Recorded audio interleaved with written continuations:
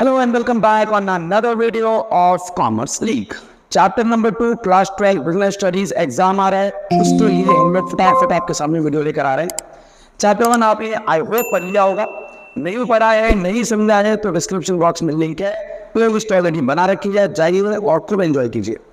Chapter number 2 क्या है? Principles of management. जिस मैनेजमेंट को इतने लंबे समय से हम लोग पढ़ रहे हैं, 7 वीडियोज हमने उसकी पार्ट्स में अपलोड की और अच्छा रिस्पॉन्स मिला। मैं उम्मीद करूँगा कि जिन्होंने ना देखी और देख लीजिए, बहुत ईजी वे में समझा रखा है और बहुत अच्छी तरह से आपके कुछ समय में ज़्यादा टाइम लगी है और आपका चैप्टर भी तैयार हो जाएगा।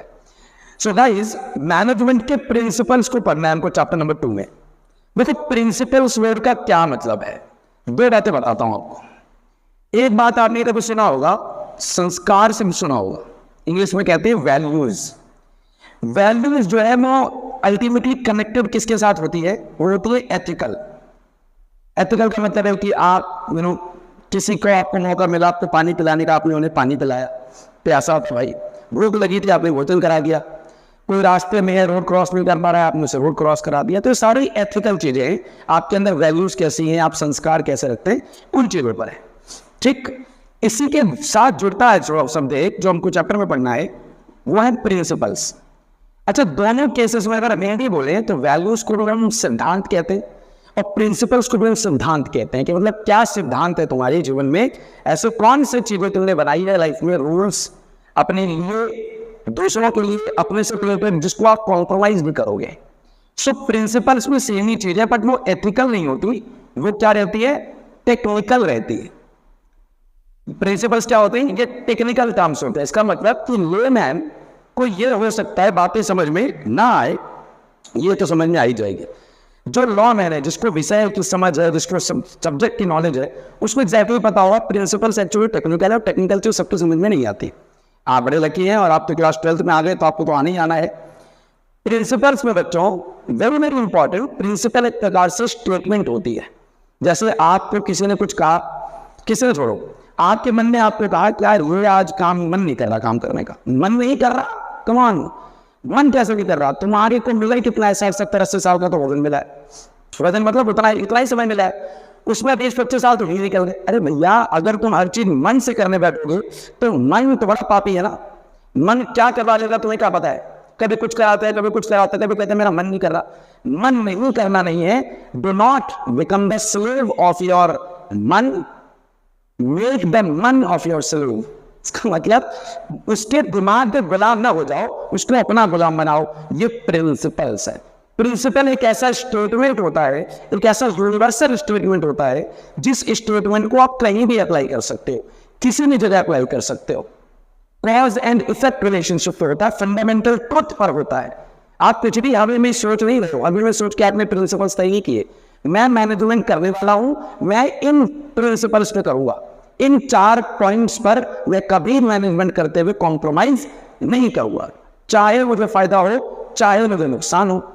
तो जब मैनेजमेंट बनाया जाता है तो आउटस्टैंडिंगली ब्लड लाइन बनाई जाती है बिजनेस ऑर्गेनाइजेशन के अंदर, तो भाई किसी ना किसी मैनेजमेंट का तो पीछे से back point, supportive point, principles कुछ तो होना चाहिए, नहीं होना चाहिए बताइए।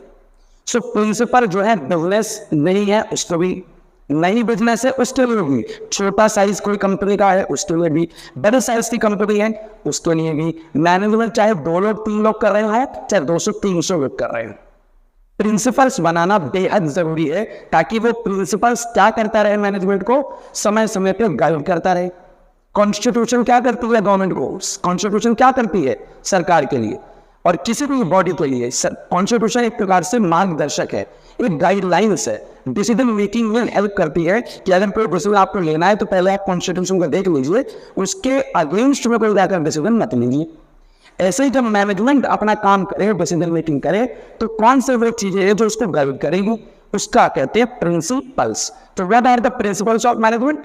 प्रिंसिपल्स ऑफ मैनेजमेंट का मतलब है स्टेटमेंट जो मैनेजमेंट को गाइड करने वाला है आगे फ्यूचर में किसी भी प्रकार के डिसीजन मेकिंग को लेकर।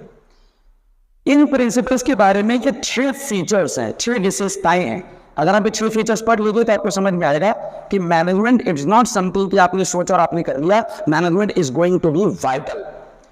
पहला, यूनिवर्सल एप्लीकेबल। जैसे मैंने आपको बताया, चाहे पूरी लार्ज साइज की कंपनी हो, चाहे कोई स्मॉल साइज की कंपनी हो, चाहे कोई बिजनेस यूनिट हो, चाहे कोई नया बिजनेस यूनिट हो, हर केस में प्रिंसिपल्स मैनेजमेंट को गाइड करेगा ही करेगा। यूनिवर्सल एप्लीकेबिलिटी है, चाहे वहाँ हो चाहे दुनिया पृथ्वी के किसी भी कोने में हो, जहाँ 3-4 लोग मिलकर कोई डिसीजन मेकिंग कर रहे हैं तो उनका कोई पॉइंट वहाँ होना चाहिए तो उनको गाइड करता है।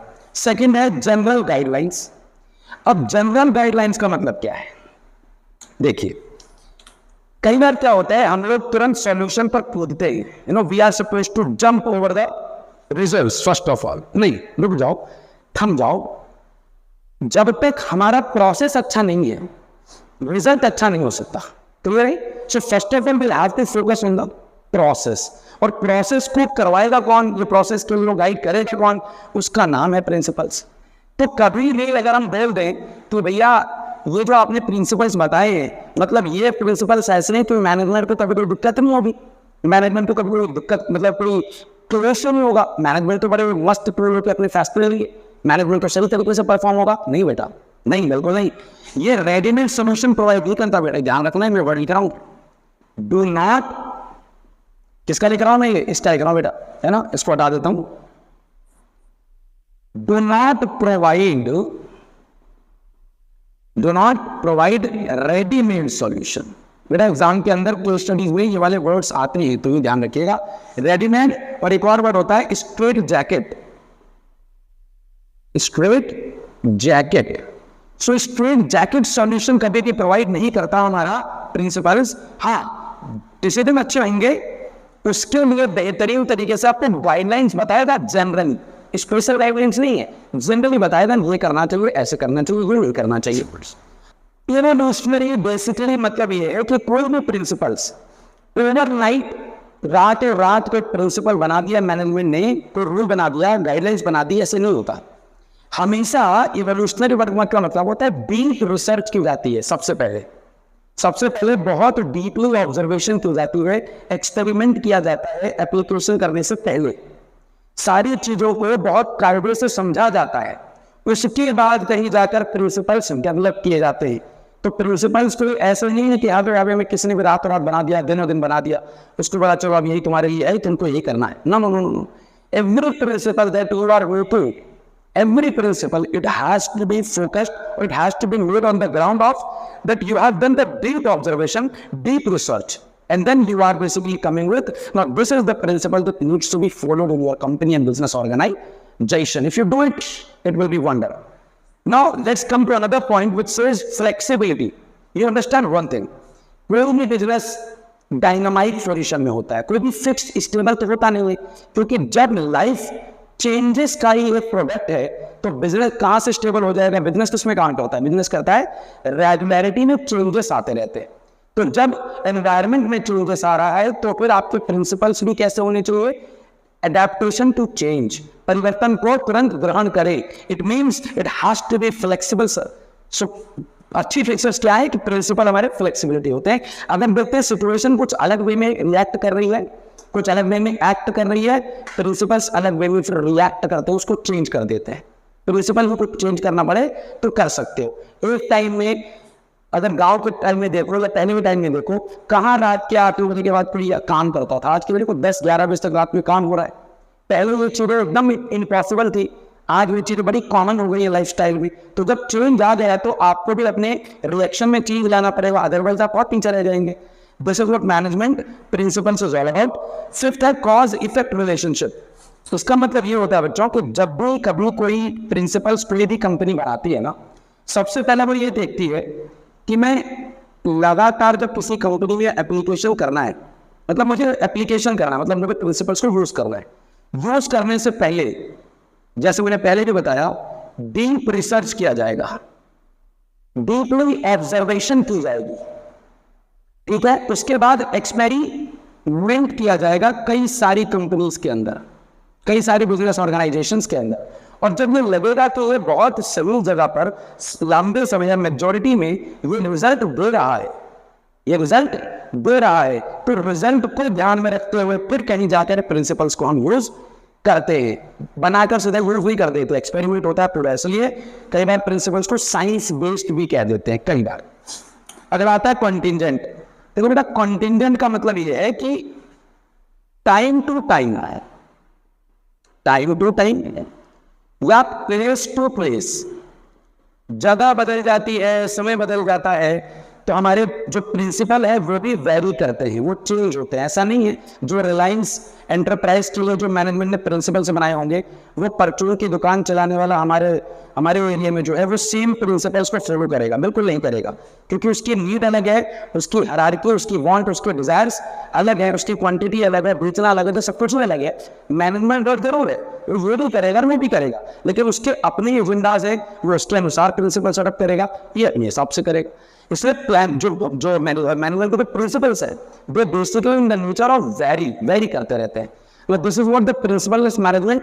आपने पहले उसके फीचर समझ लिए, उसमें बढ़ा करके देखोगे तो बहुत समझ में आ जाएगा। नेक्स्ट वीडियो में इसकी इंपॉर्टेंस हम लेके आएंगे, और साथ ही साथ फिर शेयन और टेलर ने जो प्रिंसिपल बना रखे, जो इम्पोर्टेंट, बहुत इंपॉर्टेंट एग्जाम के लिए, वो भी मैं धीरे-धीरे अपलोड करने वाला हूँ। So stay tuned and subscribe this channel for more videos, like, share and comment, and do not forget to hit the notification I bell. Alright, मिलता हूं नेक्स्ट वीडियो में, तब तक खुश रहिए।